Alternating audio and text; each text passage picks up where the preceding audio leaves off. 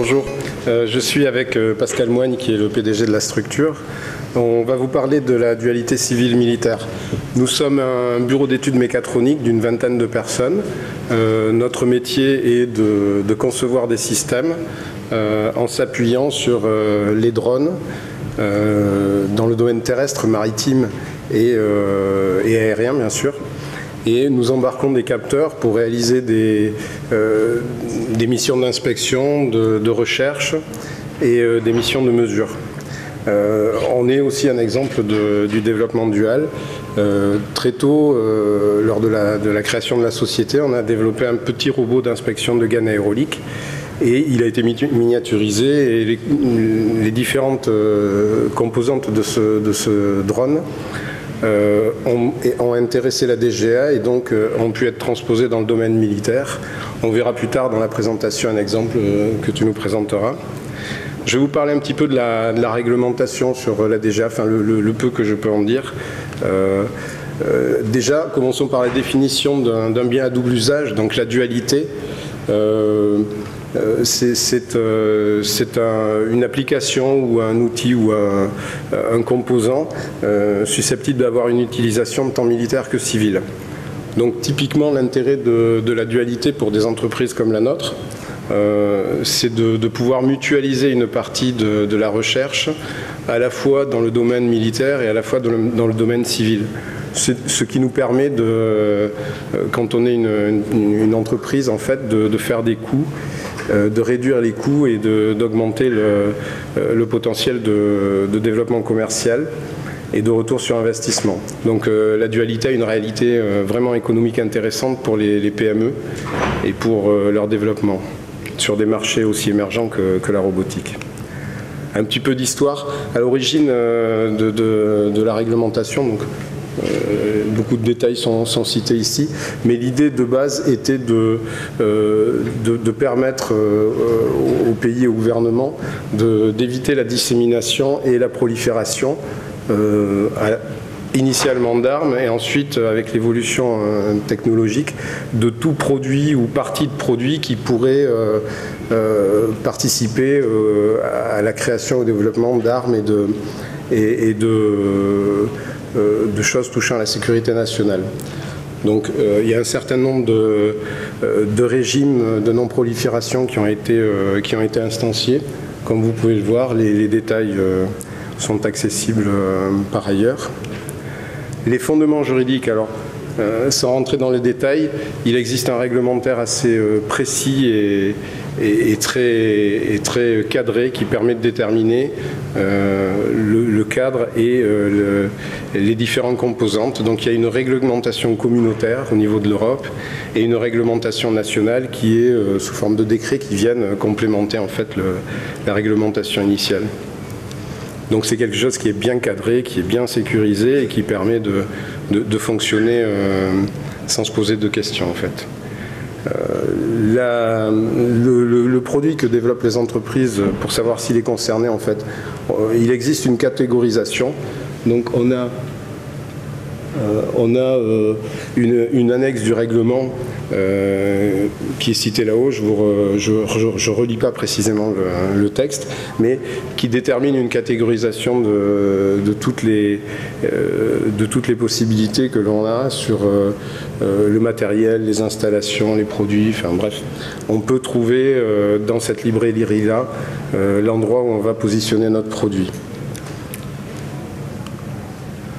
Ensuite, les différentes formalités à accomplir. Donc le document vous sera communiqué. Il y a un certain nombre d'informations sur cette page qui vous permettent d'accéder au réglementaire en vigueur et qui vous permettent aussi de répondre à des questions.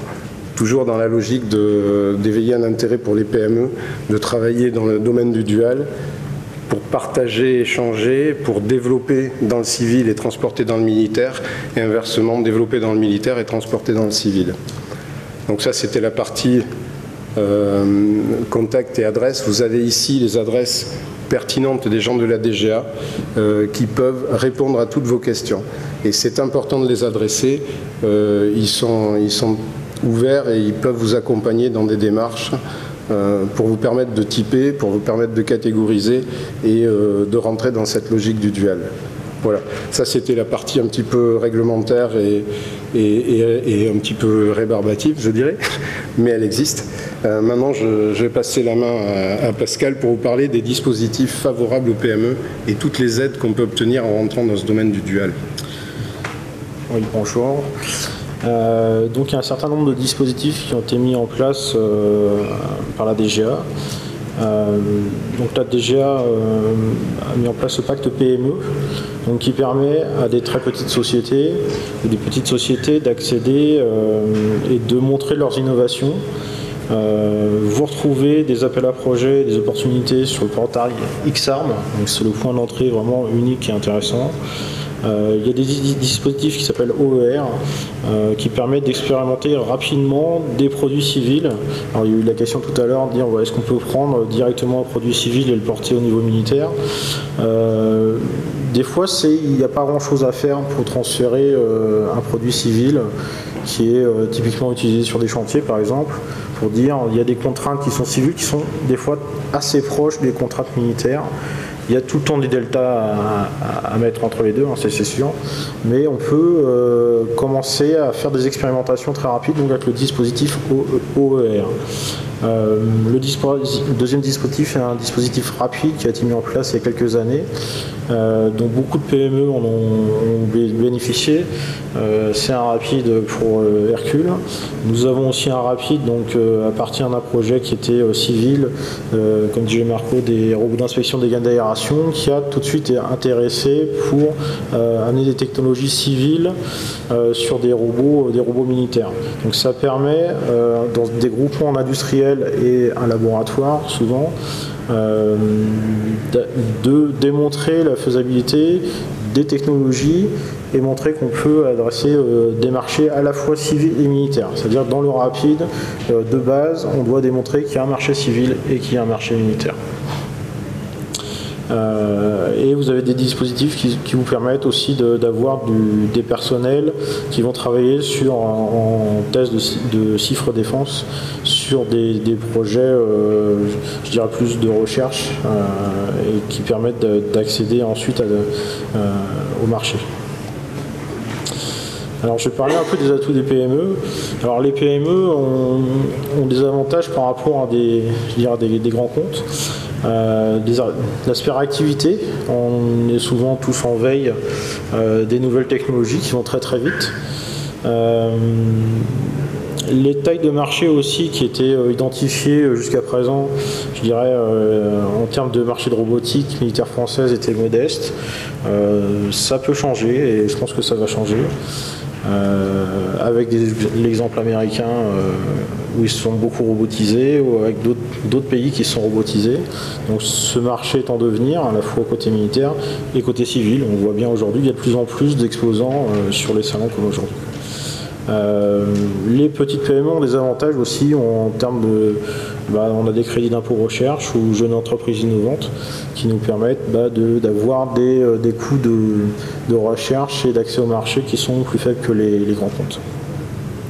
Vous avez aussi beaucoup d'aides de type OSEO, aide aux entrepreneurs. Donc là, c'est des atouts que l'on a par rapport à des grands comptes. Ils ont d'autres aides aussi, mais ces aides nous aident bien pour accéder et développer cette innovation au niveau des sociétés.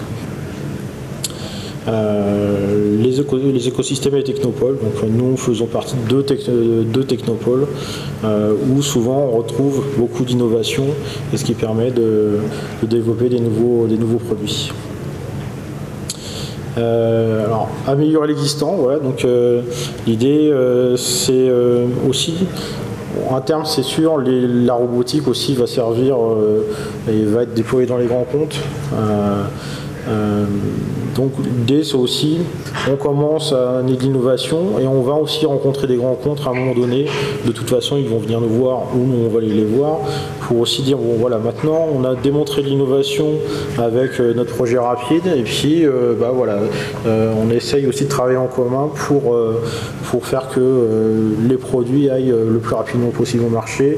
On n'a pas forcément les tailles de structure pour faire le suivi, je dirais surtout militaire aussi, dire le déploiement opérationnel, le suivi, les maintenances opérationnelles.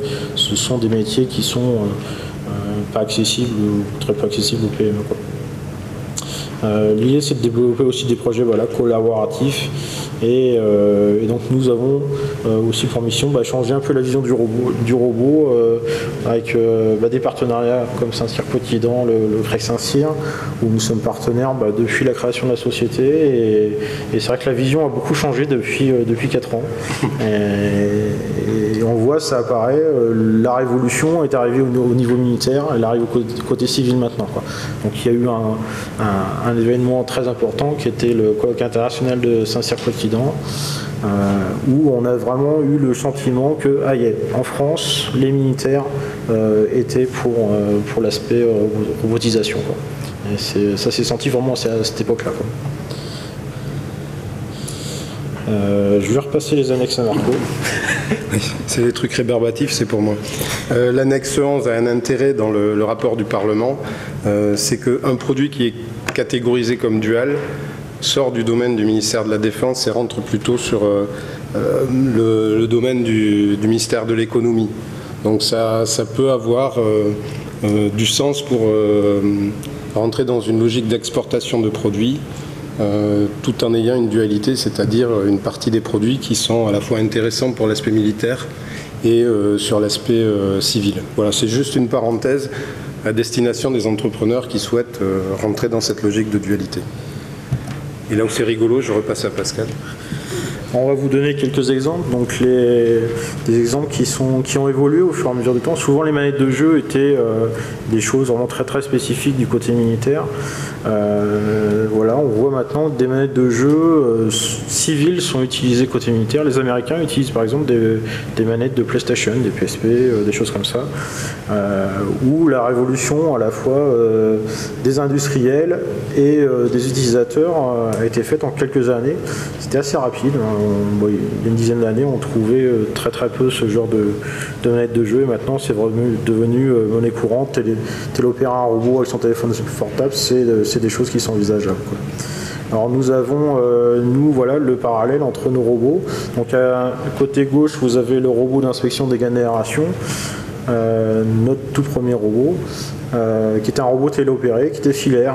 Alors pourquoi filaire? Parce que dans les gaines d'aération, les ondes ne passent pas. Et puis on s'est aperçu avec la DGA qu'il y avait des choses qu'on pouvait porter. Justement, l'aspect filaire est intéressant parce que des fois sur le champ de bataille, les aspects fréquentiels ne sont pas très très faciles à gérer. Vous avez aussi des besoins d'aller dans les grottes, sous les voitures, des choses comme ça. Donc c'était une technologie qui intéressait de faire des tests opérationnels, et puis d'autres technologies qui sont, je dirais, plus confidentielles.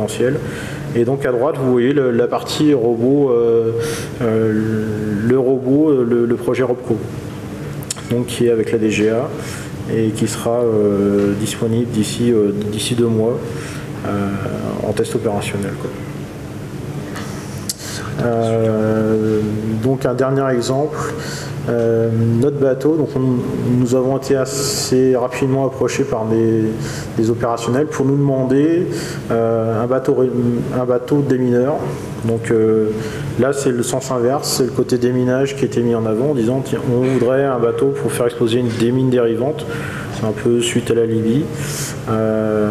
Et on a fait le parallèle côté civil, et le civil a même passé devant en termes de développement projet, pour faire de la mesure d'envasement de lac de collinaire, de la mesure de zone littorale, de la surveillance, et la mesure des fonds marins sur les zones portuaires.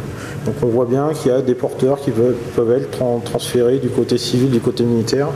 Alors pas complètement, il y a souvent des modules qui sont différents. On change un peu l'autonomie, on change les caméras, on change des choses comme ça, on sécurise les transmissions. d'un côté ou de l'autre. On n'est plus résistant en termes de mer. Mais voilà, la forme de la coque était très très bien adaptée pour faire la même chose des deux côtés. Donc on a récupéré énormément de composants et cela permet d'adresser des marchés civils et militaires. Voilà, je vous remercie. Merci beaucoup.